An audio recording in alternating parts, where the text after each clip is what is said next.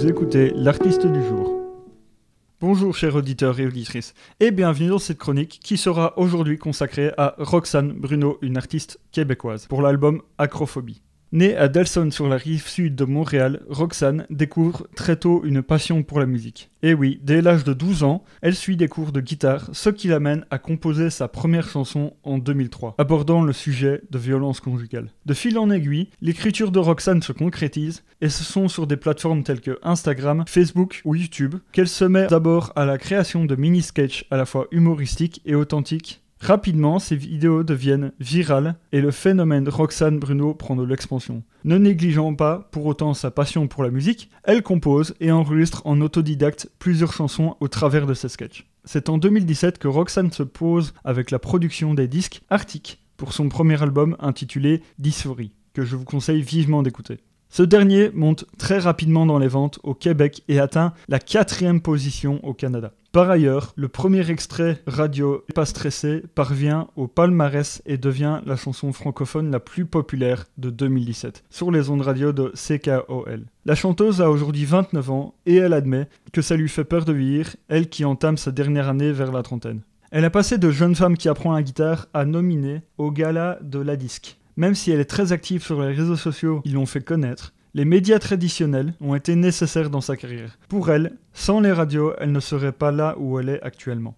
Sorti il y a 1 an, son album Dysphorie s'est écoulé à plus de 10 000 exemplaires. Roxane Bruno a co-réalisé celui-ci en studio avec Pascal Mailloux et Mathieu Brisset. Aujourd'hui, je vais plutôt vous parler de son second album, Acrophobie. À peine sorti le 13 novembre, il connaît déjà un succès monstre. Pour celui-ci, elle a expliqué que c'était plus compliqué. Avant, elle n'avait pas de pression d'écriture. Elle écrivait quand ça n'allait pas bien dans sa vie. Et maintenant, tout va tellement bien qu'elle a plus de mal.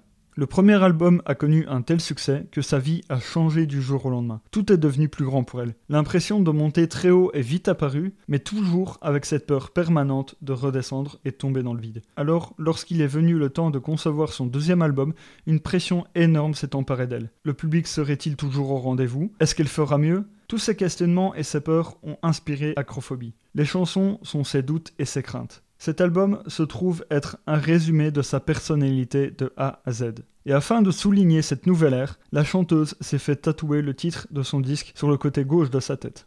Si je vous parle de cet album, c'est parce qu'il m'a permis, en cette période de doute et d'incertitude que nous traversons, que chacun de nos choix et de nos actes et de leurs conséquences, bonnes ou mauvaises, est une leçon à tirer. De laisser tous nos doutes de côté, ce qui m'amène à présent à vous parler du premier titre de cette petite merveille qu'est Acrophobie, Ma manière. Ce qui m'a décidé à choisir cette chanson, ce n'est pas compliqué. Le message qui est derrière est présent au quotidien et tout le long de notre vie. On se retrouve toujours confronté à des gens qui essayent de nous dicter notre vie ou juger la manière dont on vit. Et ici, il est bien expliqué que c'est à nous et à personne d'autre de décider comment mener notre barque. Ce qui compte, c'est d'être heureux, se lever le matin avec le sourire et être fier de qui on est. L'extrait qui va suivre vous le fera sûrement comprendre.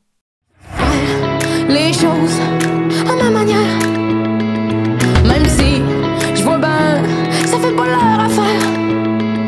Moi, tant que je suis fière de ce que je vois dans le miroir, puis que j'arrive à me coucher le soir seule en cuillère, je vais faire les choses à ma manière.